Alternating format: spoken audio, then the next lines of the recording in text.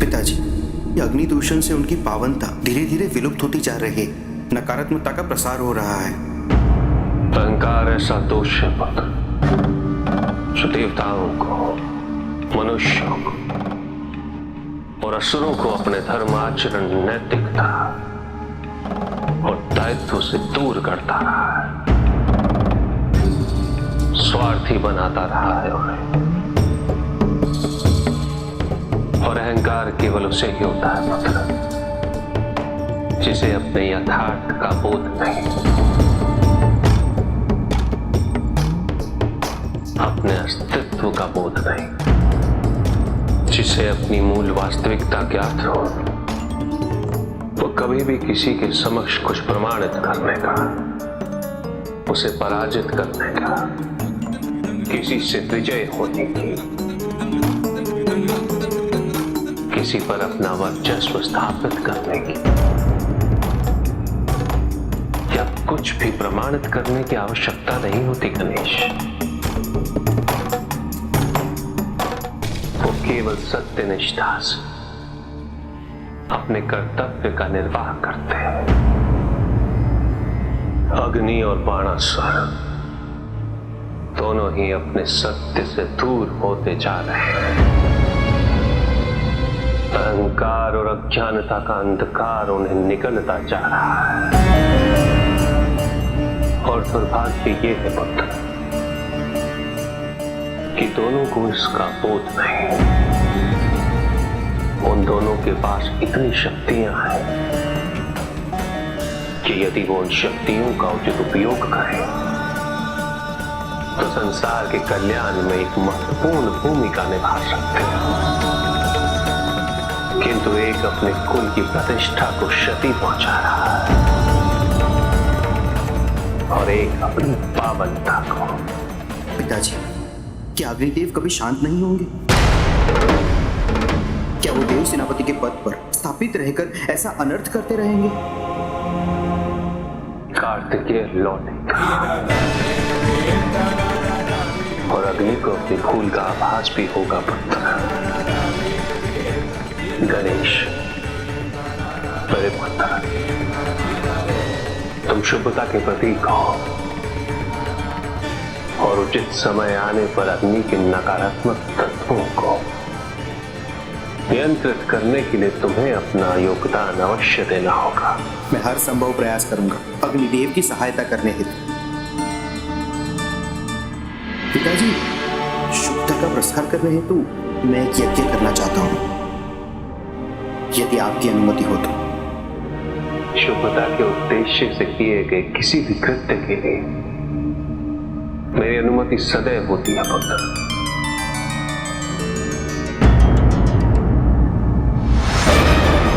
एक साधारण मनुष्य था वो नहीं। अग्नि को पराजित करने वाला कोई भी व्यक्ति साधारण नहीं। ये सामर्थ्य तो केवल, किंतु महादेव ऐसे क्यों है? नहीं, वो महादेव नहीं हो सकते। किंतु कौन था वो?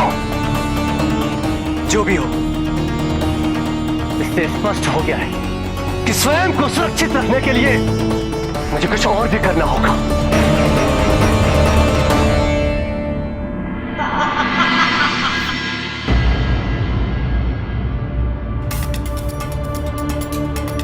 जिस व्यू की रचना की थी मैं, हाँ, उसके रहते मेरे समीप कोई नहीं आ सकता, कोई भी मुझसे युद्ध नहीं कर सकता।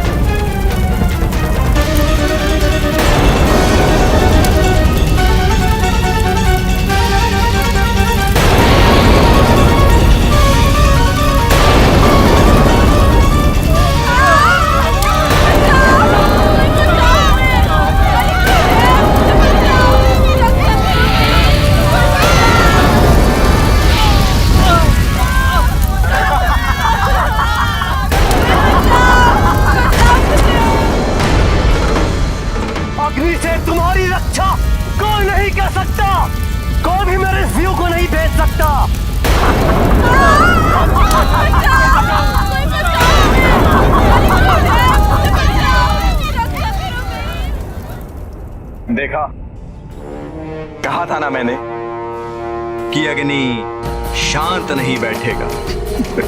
तो चलो उसके विनाश का लाभ उठाते हैं।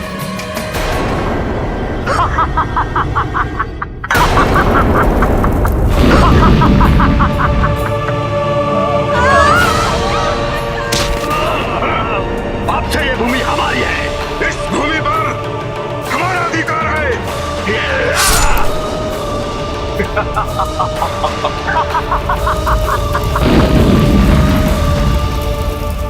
अग्निदेव,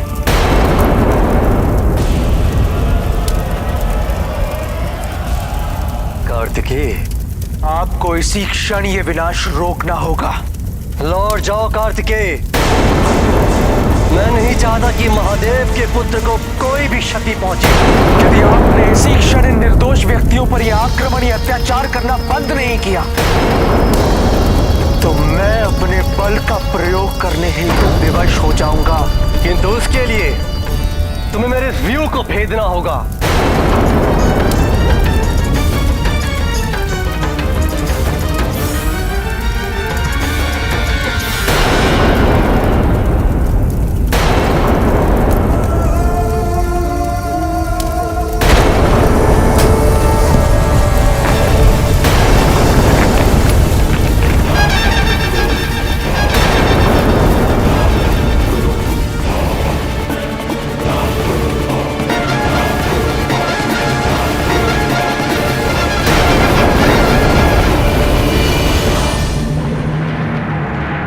यदि और भी कुछ भेदना है तो बता दीजिए।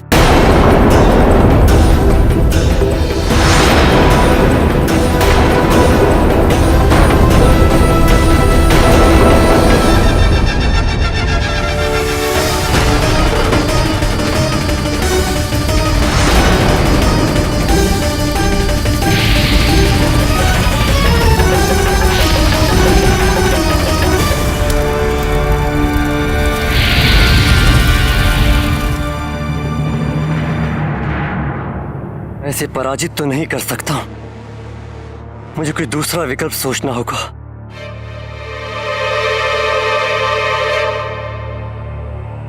तो तुम में देव सेनापति के पद का लोभ पुनः जागृत हो गया है, इसलिए तुम मुझसे युद्ध करके मुझे पराजित करने आए हो ताकि पुनः इस पद पर तुम्हारी नियुक्ति हो जाए। कदापि नहीं।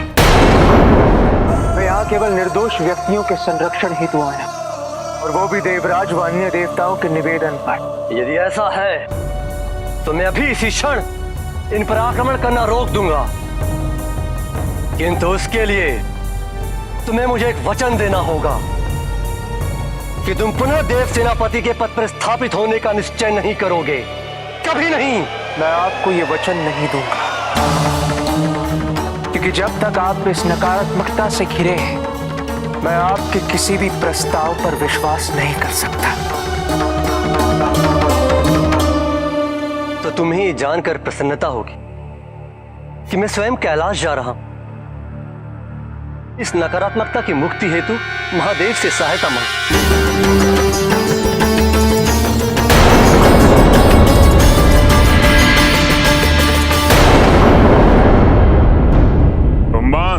क्या तुम अनुमान लगा सकते हो या फिर तुम्हारे पास कोई भी सूचना है जिससे यह ज्ञात हो सके कि इस ध्वज का इस प्रकार लहराना किस संकट की ओर संकेत कर रहा है?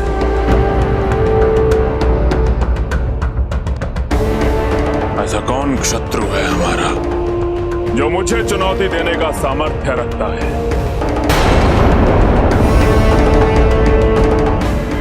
नारायण नारायण।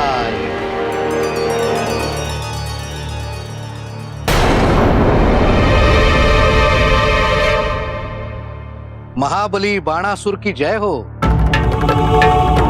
देवऋषि नारद, हम इस समय किसी महत्वपूर्ण विषय पर चर्चा कर रहे हैं। यदि आप भी किसी महत्वपूर्ण कारण से यहाँ पधारे हैं तो उचित है। महाबली बाणासुर, जो बात मैं कहने आया हूं उसका सीधा संबंध उस ध्वज के लहराने से हो। नारायण नारायण, किंतु आप तो व्यस्त हैं। मैं कुछ वर्षों पश्चात पधारता हूं। नहीं, रुकिए।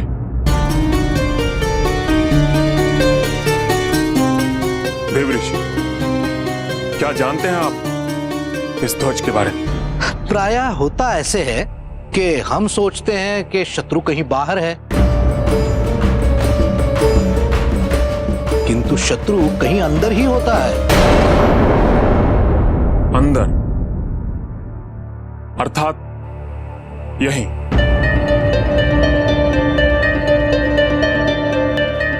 इनमें कौन है वो?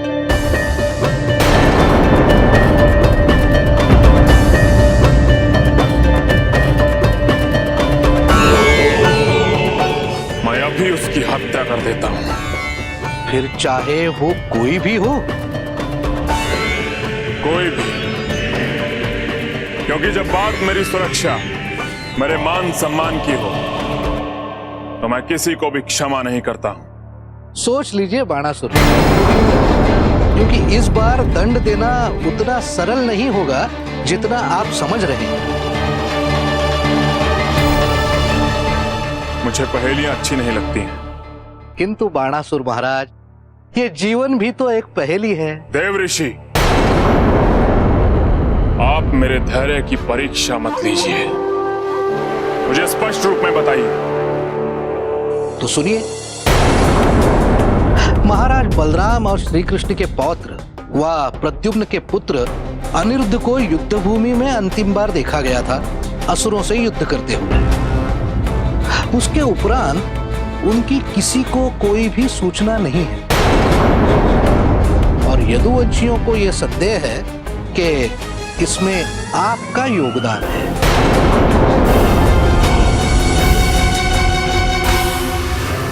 यदि वो मेरे पास होता तो मैं अब तक उसकी हत्या कर उसके मृत शरीर को भेंट स्वरूप यदुवंशियों को लौटा चुका होता। किंतु इस ध्वज का लहराना यदुवंशियों की इसी सोच का परिणाम है।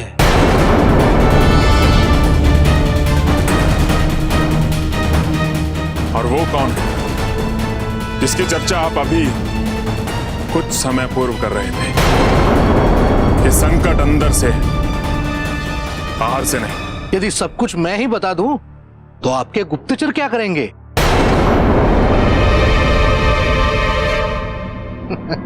नारायण नारायण।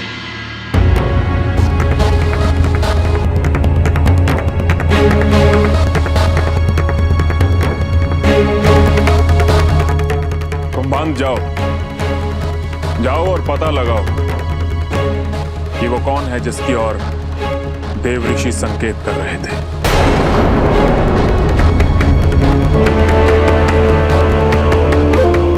मैं महादेव से भेंट करने जा रहा हूं।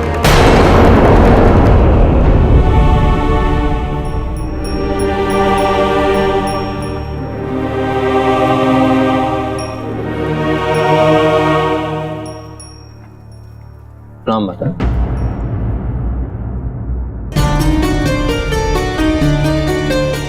इसमें तो दुग्ध है। हाँ स्वामी, इसमें दुग्ध है। कहाँ ले जा रहे हो? समुद्र में डालने स्वामी। क्यों?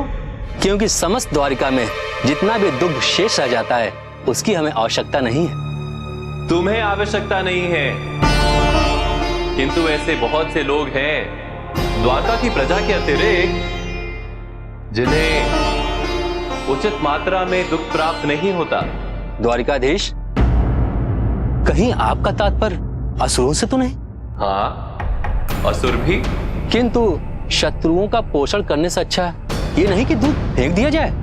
किसकी अनुमति से कर रहे हैं आप ये सब? अनुमति का तो पता नहीं, किंतु वर्षों से हम ये रीति निभाते आ रहे हैं। गौ माता द्वारा प्राप्त अमृत रूपी दुग्ध का हमारे राज्य में ये अपमान।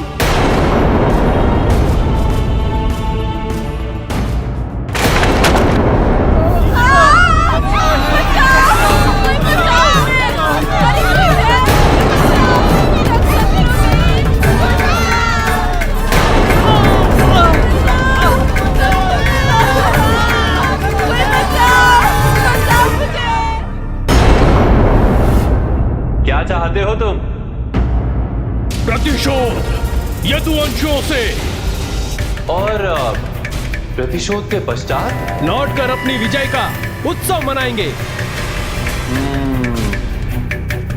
और उत्सव के पश्चात फिर से अपनी सुरक्षा की तैयारी। सुरक्षा किससे? तुम यदुवंशियों से प्रतिशोध लेने आए, यदुवंशियों पर आक्रमण करोगे, संभवतः उन्हें पराजित भी कर दो। उसके पश्चात यदुवंशी भी तो तत्पर होंगे युद्ध के लिए। फिर तुम आक्रमण करोगे, फिर वो आक्रमण करेंगे, फिर तुम आक्रमण करोगे, फिर वो आक्रमण करेंगे, और इसका परिणाम होगा केवल विनाश।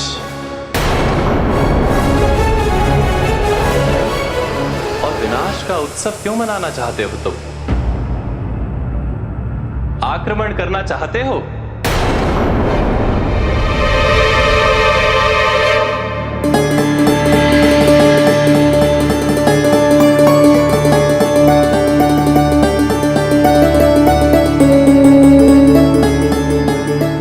सुनो, जाने से पहले द्वारका वासियों की ओर से ये दुग्ध लेते जाओ।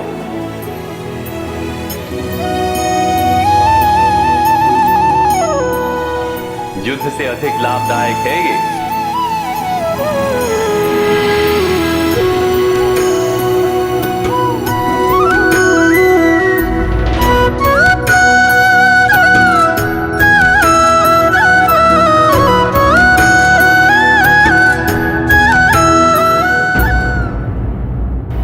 केवल आप ही हर जटिल समस्या का समाधान इतनी सहजता से कर सकते हैं। मैंने कुछ नहीं किया, जो कुछ किया दुग्ध ने किया। आप जिसे शत्रु मानते हैं, आज दुग्ध के माध्यम से उनसे मित्रता करने का प्रयास तो सफल हुआ। संसार में यदि अपव्यय रोका जाए और संचय की प्रवृत्ति से मुक्त हुआ जाए, तो संसार की अधिकांश समस्याएं तो स्वतः ही सुलझ जाएंगी। क्योंकि असमानता का यही आधार बनता है और असंतोष का भी यही आधार बनता है, और यही असंतोष बन जाता है द्वेष का एक प्रमुख कारण। क्षमा करें माता, क्षमा करें स्वामी, आपसे ये दुग्ध अपव्यय नहीं होने देंगे। जिस किसी को भी दुग्ध की आवश्यकता होगी उसे ये अतिरिक्त दुग्ध दे दिया जाएगा।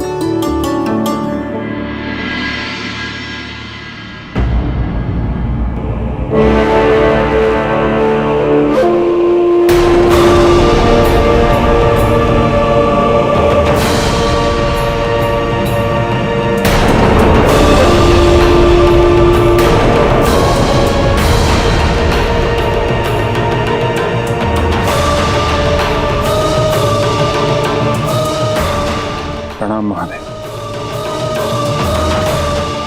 महादेव, मैं यहां आपके पास अति आवश्यक निवेदन लेकर आया हूं। यदि इस बार यदुवंशियों ने मुझ पर आक्रमण किया तो मैं शांत नहीं बैठूंगा, जबकि इस बार मैंने संधि समझौते का उल्लंघन नहीं किया है। किंतु पहले तो तुम ही ने उल्लंघन किया था बाणासुर। नहीं महादेव, कदापि नहीं। मैं युद्ध की मंशा से यदुवंशियों के पास नहीं गया था। यदि वो मेरे समक्ष समर्पण कर देते तो मैं उनसे युद्ध नहीं करता। और महादेव, यदुवंशी मुझ पर अब ये आरोप लगा रहे हैं कि मैंने अनिरुद्ध का अपहरण किया, और ये मुझे कदापि स्वीकार्य नहीं है महादेव, क्योंकि मैं जो भी करता हूं गर्व से करता हूं, चोरों की भांति या फिर कायरों की भांति नहीं। और यदि मुझे अनिरुद्ध को उठाकर यहां पे लाना भी होता तो मैं स्वयं उसकी उद्घोषणा करता। यदि तुम्हें विश्वास है कि तुमने ऐसा कुछ नहीं किया है बाणासुर, तो फिर तुम चिंतित क्यों हो? चिंता वीर नहीं करते हैं महादेव, चिंता उनको करनी चाहिए जो वीरों को चुनौती देते हैं। मैं तो आपसे केवल ये निवेदन करने आया था यदि इस बार मेरा यदुवंशियों से युद्ध हुआ तो आप मेरा संरक्षण करने वहां ना आए,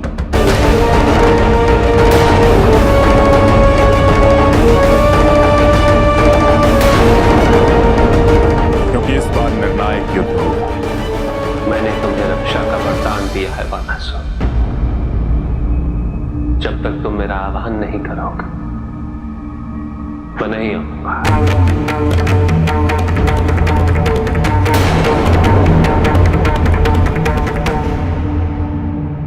धन्यवाद महादेव।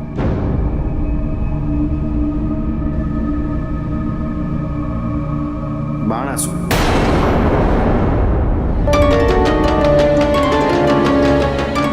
यदुवंशी को दोष न देकर उस ध्वज को लहराने से आतंकित ना होकर अपने भवन की ओर भी देखो। कुछ अत्यंत शुभ हो रहा है वहां। स्मरण रहे बानासुर, तुम जो भी निर्णय लोगे वो शीघ्रता में नहीं, धैर्य से लेना, विचार करके, स्थिति को पूर्ण रूप से समझ के। प्रणाम महादेव।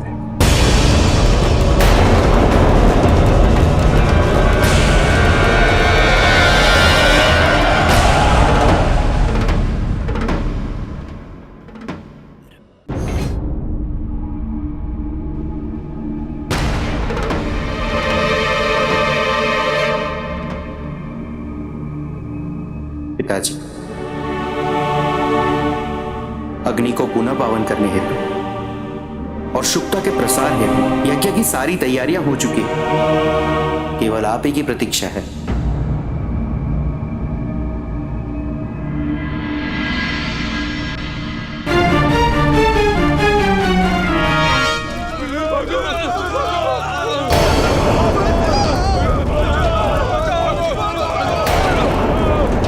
अग्निदेव का आदेश है, यहां से तुरंत चले जाओ, अन्यथा कोई भी जीवित नहीं बचेगा।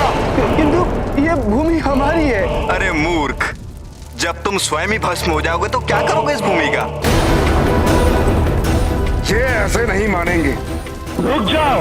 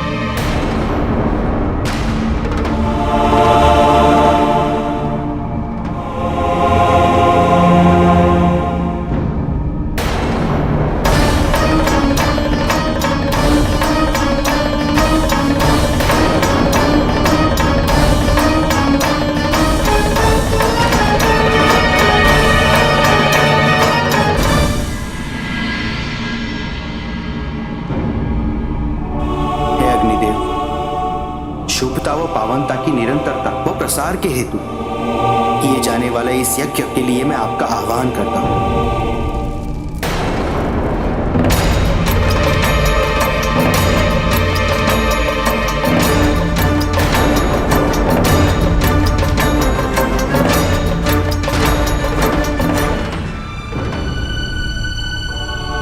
माता, आपके आशीर्वाद से मुझे मनोवांछित पति प्राप्त हुए हैं। आज मैं आपको साक्षी मानकर इनका वरण कर रही हूँ।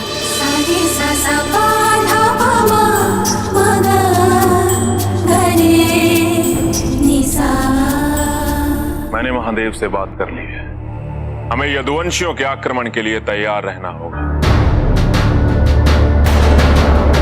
और इसमें कोई संदेह नहीं है कि उस ध्वज का इस प्रकार लहराना यदुवंशियों के द्वारा उत्पन्न होने वाले संकट से ही संबंध रखता है। स्वामी, हमें भी कुछ ऐसी ही सूचना मिली। कौन सी सूचना? क्षमा करें महाराज, राजकुमारी उषा की निरंतर अनुपस्थिति के कारण संदेह है कि राजकुमारी ही अनिरुद्ध को यहाँ शोनितपुर लाई हो। तुम्हें ज्ञात भी है तुम क्या कह रहे हो? उषा मेरी पुत्री है, फिर वो मेरे एक शत्रु को यहाँ शोनितपुर में क्यों लेकर आएगी? मेरे विश्वसनीय हो, इसलिए तुम्हें एक अवसर दे रहा हूं। यदि पुनः तुमने मेरी पुत्री पर ऐसा आरोप लगाया तो अपने प्राणों से जाओगे।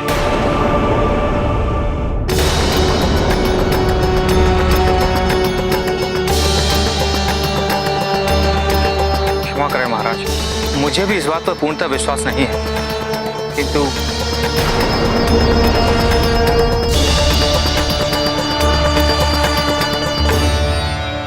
नहीं, यह संभव नहीं है। तुम सब मेरी पुत्री को समझने में भूल कर रहे हो।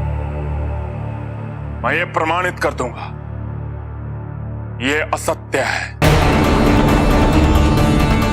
उषा मेरी पुत्री है और वो कभी भी अपने पिता के सम्मान को ठेस नहीं पहुंचा सकती है।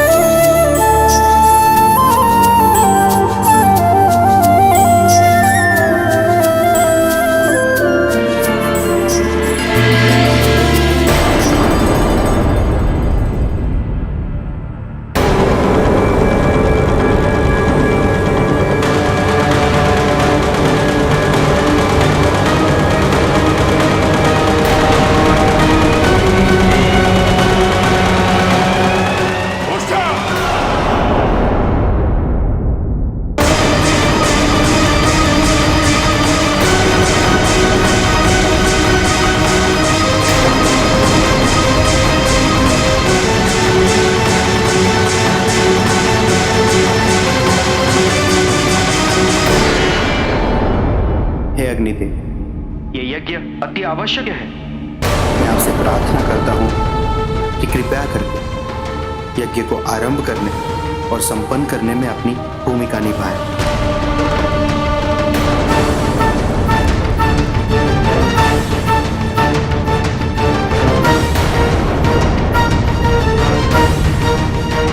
अब ज्ञात होगी सबको मेरी महत्ता। मेरे बिना गणेश करके दिखाए अपनी शुभता का प्रसार।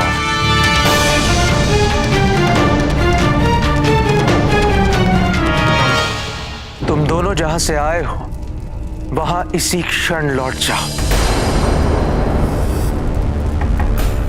अन्यथा अपने विनाश हेतु तैयार हो जाओ। तुम्हें ज्ञात नहीं है, ये भूमि हमारी है।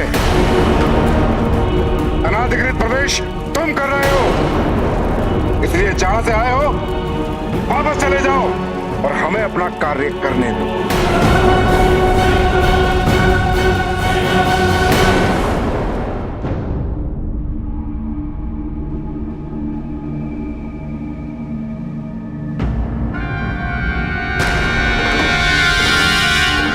पिताजी, ये यज्ञ अग्नि के बिना असंभव है।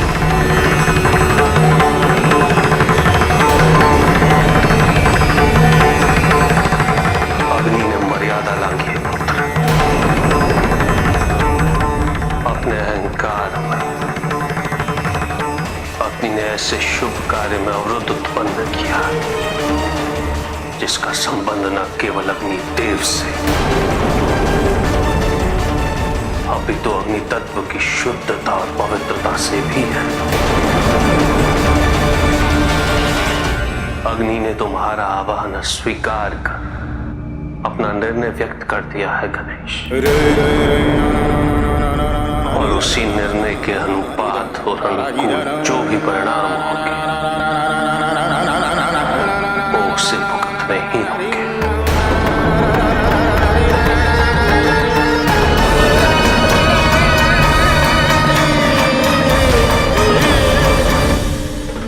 यदुवंशी अनिरुद्ध, मेरे राज्य में प्रवेश करने का तो साहस कैसे किया तुमने?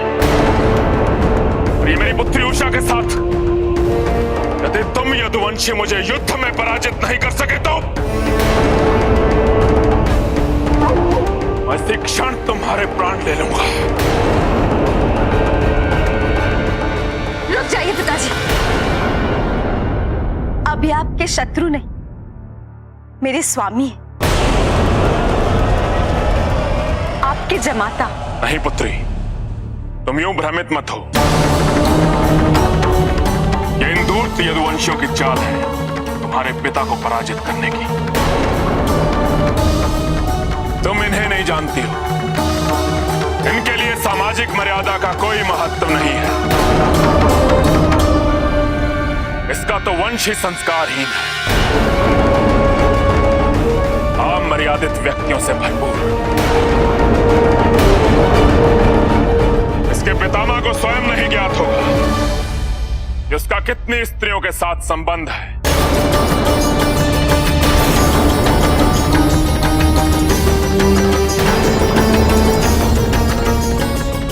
और कहता है कि मैं उद्धारक हूं। और पुत्री, मैं तुम्हें ऐसे वंश में कभी नहीं जाने दूंगा। माता पार्वती के आशीर्वाद से हम परिणय सूत्र में बंधे। आपके मानने या ना मानने से सत्य असत्य में परिवर्तित नहीं हो जाएगा।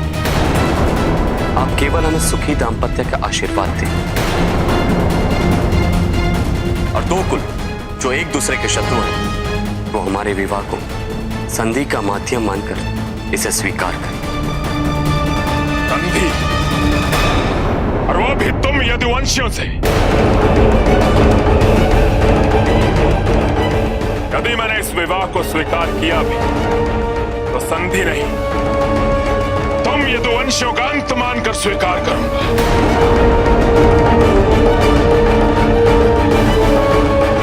उषा, पुत्री, कह दो कि तुम्हें यह विवाह स्वीकार्य नहीं है।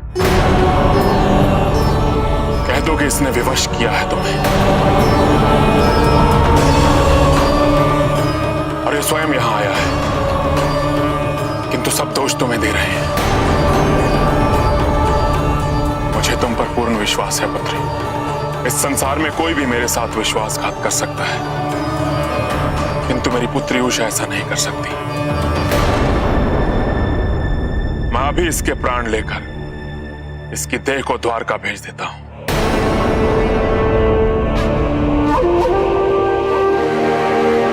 किंतु उससे पहले तो मुझे इसके छल कपट की विस्तृत जानकारी दो। इसने कैसे भ्रमित किया तुम्हें, और ये यहाँ कैसे और कब आया? अनिरुद्ध यहाँ स्वयं नहीं आए, उन्हें मेरे निर्देश अनुसार यहाँ लाया गया, क्योंकि मुझे उनसे प्रेम हो गया है।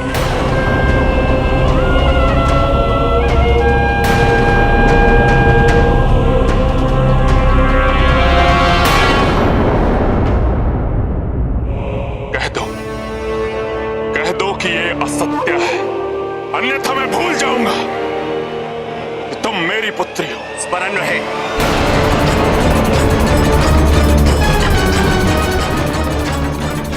ये केवल आपकी पुत्री ही नहीं, यदुवंशी कुलवधू भी है, मेरी भार्या है ये। इनके मान सम्मान की रक्षा करना मेरा कर्तव्य है। यदुवंशी!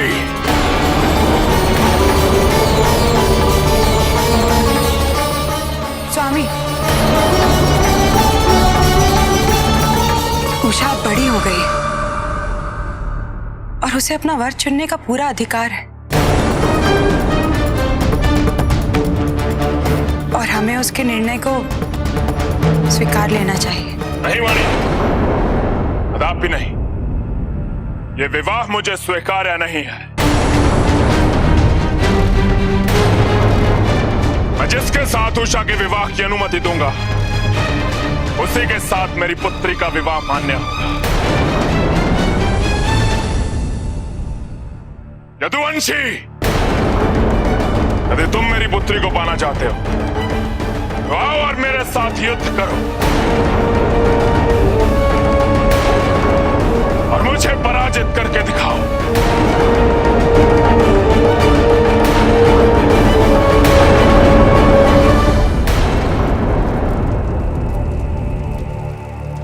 बहुत हठी हो तुम। अब तुम दोनों ने मेरे समक्ष और कोई विकल्प ही नहीं छोड़ा है। तो तैयार हो जाओ अपनी मृत्यु के लिए।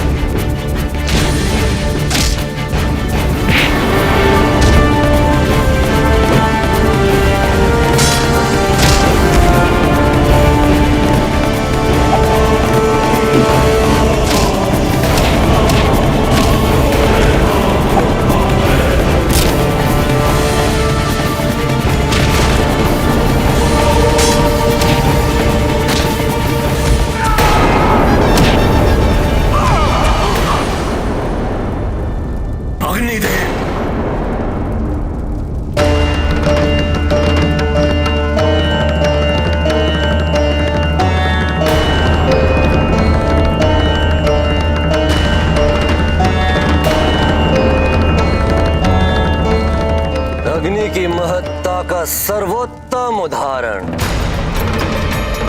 ये अंततः स्वयं महादेव को अग्नि के पास आना पड़ा। पावनता और शुभता की निरंतरता बनाए रखने के लिए किए जाने वाले यज्ञ में गणेश द्वारा तुम्हारा आह्वान करने के पश्चात भी तुम्हारा ना आना यह प्रमाणित करता है कि तुम्हें अपनी शक्तियों और अपने अधिकारों का अहंकार हो चुका है और तुम इसके योग्य नहीं हो। मैंने तुम्हें समझाने का प्रयास किया, कई अवसर भी दिए तुम्हें, किंतु तुम्हारे विवेक का स्थान अहंकार ले चुका है। इससे पहले कि तुम अपनी शक्तियों का, अपने अधिकारों का और दुरुपयोग करो, नकारात्मकता का प्रचार करो, तुम्हारे आतंक पर अंकुश लगाने आया हूं।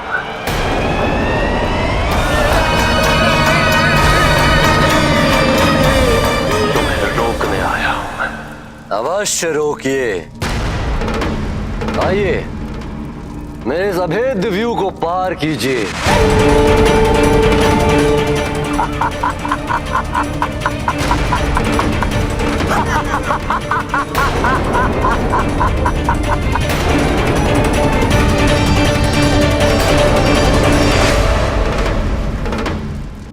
क्षमा कर दो, क्षमा कर दो, क्षमा।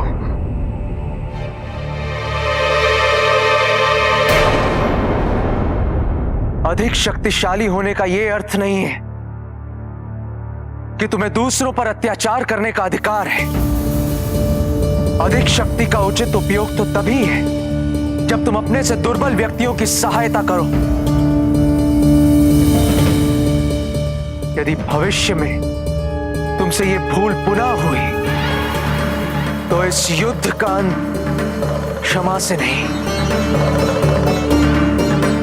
तुम दोनों के वध से होगा। स्मरण रहे।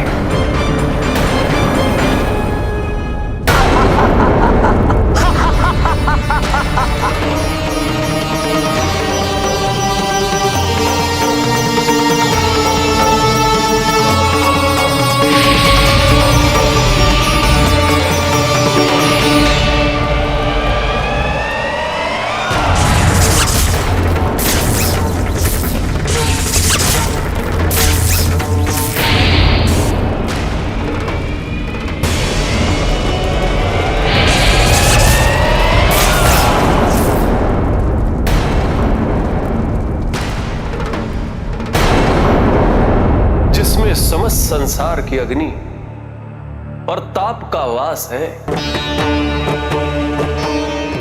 अंत में सभी तत्व जिसमें विलीन हो जाते हैं, जो अहंकार का संहार करता हो, उन जगत पिता महादेव को अग्नि अहंकार में चुनौती दे रहा है,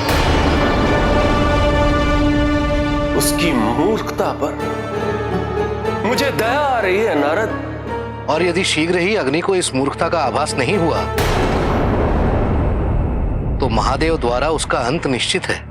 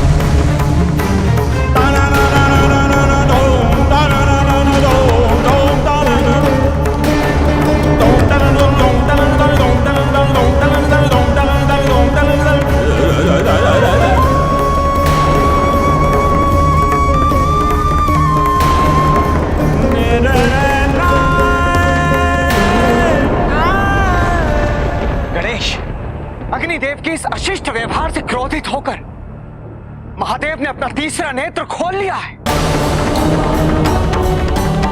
अर्थात ये अग्निदेव के अंत का सूचक है। गणेश, हमें शीघ्र अतिशीघ्र महादेव को शांत होने के लिए प्रार्थना करनी चाहिए। ऋषि कश्यप, शीघ्र चलिए चलिए।